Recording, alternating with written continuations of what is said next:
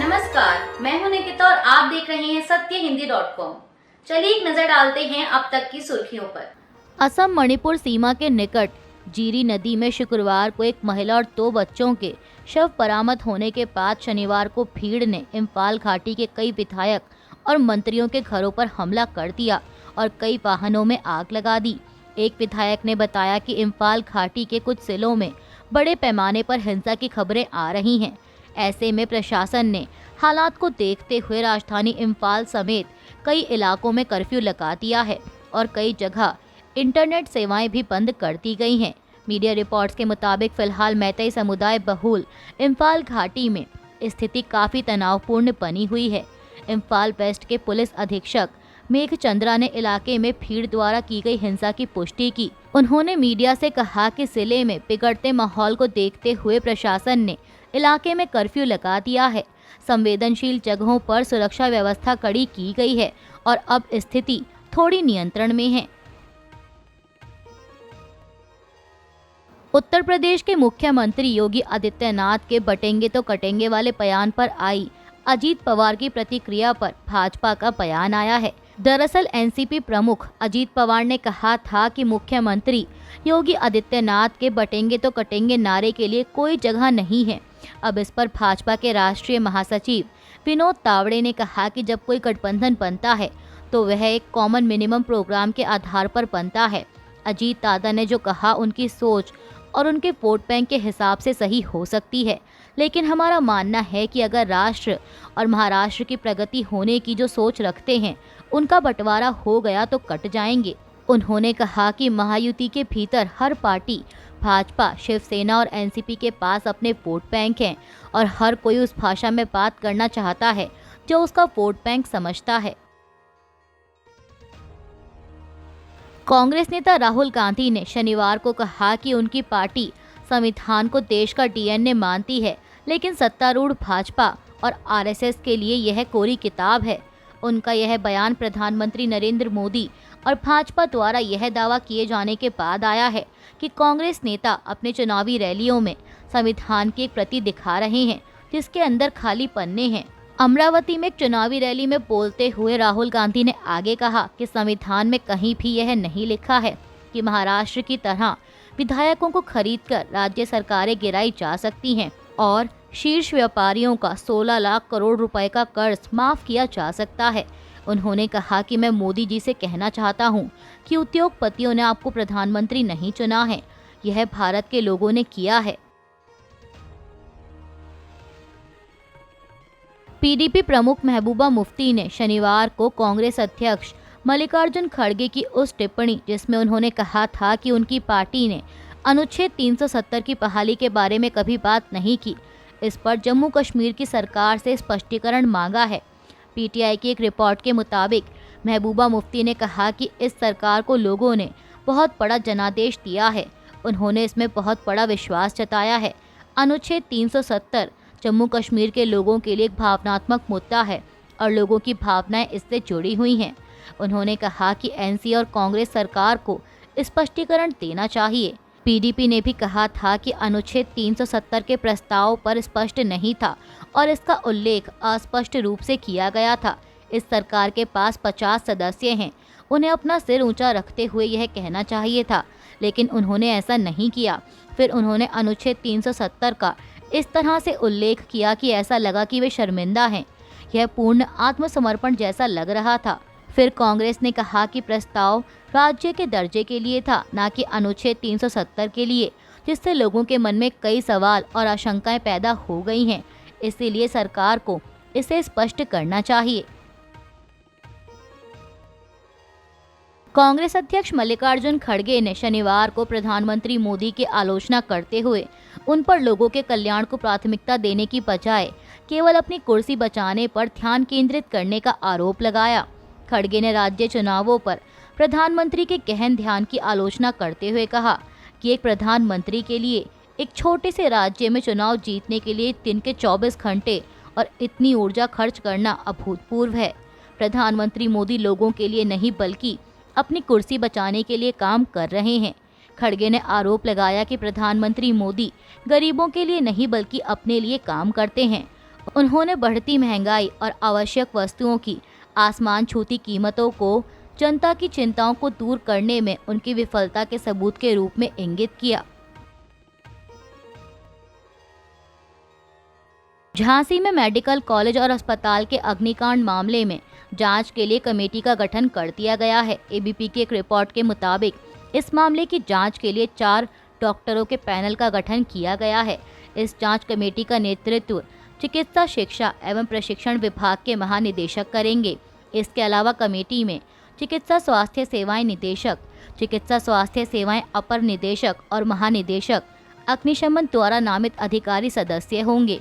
यह कमेटी आग लगने के प्राथमिक कारण, किसी भी प्रकार की लापरवाही या दोष की पहचान और भविष्य में इस प्रकार की घटनाओं के बचाव हेतु सिफारिशें देंगी। इस कमेटी के गठन के बाद 7 दिनों में जांच की रिपोर्ट देने का निर्देश दिया गया है। वहीं झांसी के डीएम अविनाश कुमार ने बताया कि वार्ड में कुल 49 बच्चे भर्ती थे। इनमें से 38 बच्चे पूरी तरह सुरक्षित हैं और उनका इलाज चल रहा है। मृतकों में बच्चों के शव परिजनों को सुपुर्द किए गए हैं, जबकि अभी तक 3 बच्चों की शिनाख्त चल रही है। एक बच्चा भी मिसिंग है। शुरुआती जांच में लाइट के शॉर्ट सर्किट से आग लगने की बात सामने आ रही है।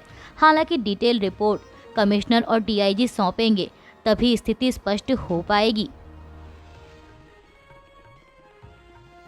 बिहार के राजगीर में हो रही महिला एशियन चैंपियंस ट्रॉफी के एक मैच में शनिवार को भारतीय महिला हॉकी टीम ने चीन को 3-0 से हरा दिया है।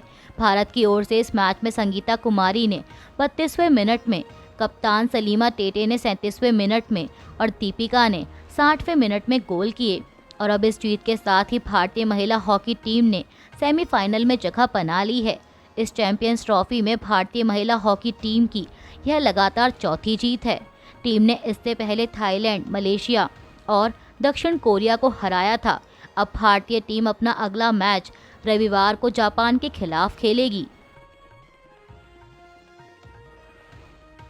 कांग्रेस सांसद राहुल गांधी ने महाराष्ट्र के अमरावती में शनिवार को एक चुनावी रैली को संबोधित करते हुए प्रधानमंत्री मोदी पर सीधा हमला बोला। समाचार एजेंसी पीटीआई के अनुसार राहुल गांधी ने कहा कि प्रधानमंत्री मोदी और बीजेपी के सदस्य बंद दरवाजों के पीछे संविधान की हत्या करते हैं।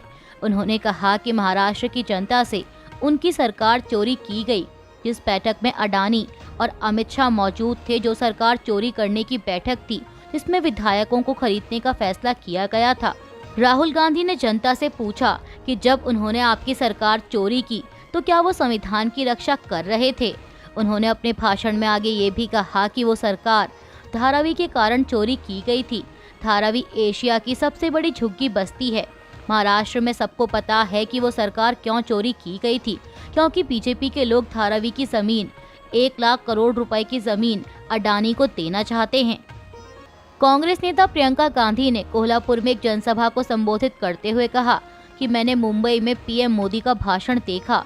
वह कह रहे थे कि राहुल गांधी आरक्षण के खिलाफ हैं। पूर्व पीएम पंडित जवाहरलाल नेहरू आरक्षण के खिलाफ थे। प्रियंका गांधी ने कहा कि पंडित नेहरू ही थे जिन्होंने आरक्षण शुरू किया था। राहुल गांधी न्याय के लिए 4000 किलोमीटर पैदल चले। उन्होंने हमेशा कहा कि जाति जनगणना होनी चाहिए और 50% की आरक्षण सीमा को हटाया जाना चाहिए। प्रियंका ने पूछा कि क्या पीएम मोदी को लगता है कि लोग इसे नहीं देख रहे हैं। देश का पूर्वोत्तर राज्य मणिपुर एक बार फिर हिंसा की आग में झुलसता नजर आ रहा है। ताज़ा मीडिया रिपोर्ट्स के मुताबिक असम सीमा के पास मणिपुर के हिंसाग्रस्त सीरीबाम जिले में शुक्रवार की शाम एक महिला और 2 बच्चों के शव बरामद किए गए। ये शव जिले के जीरीमुख गांव के पास जीरी नदी में तैरते हुए मिले।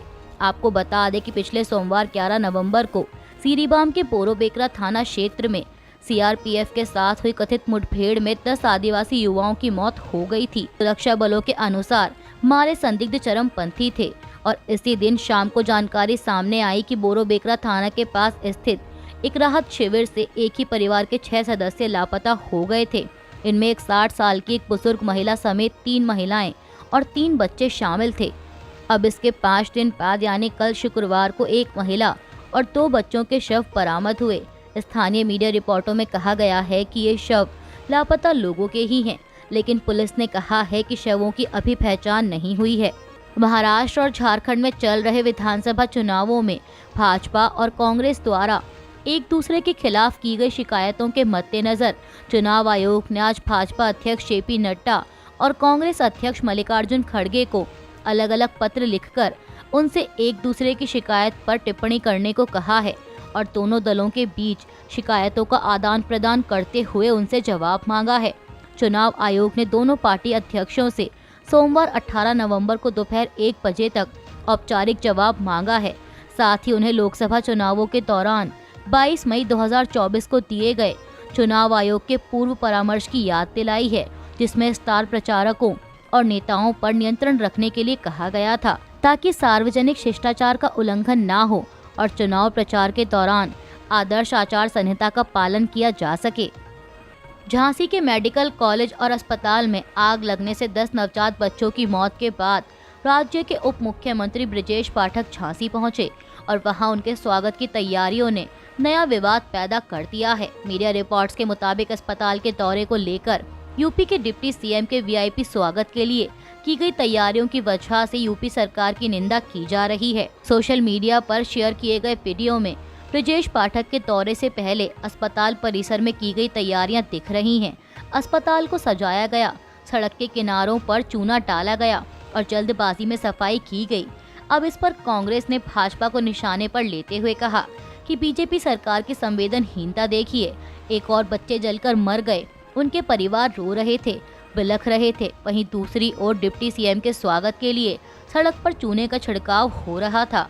परिजनों का यहां तक कहना है कि पूरे कंपाउंड में गंदगी फैली हुई थी, जो डिप्टी सीएम के आने से पहले ही साफ की गई। ये सरकार की संवेदनहीनता की पराकाष्ठा है।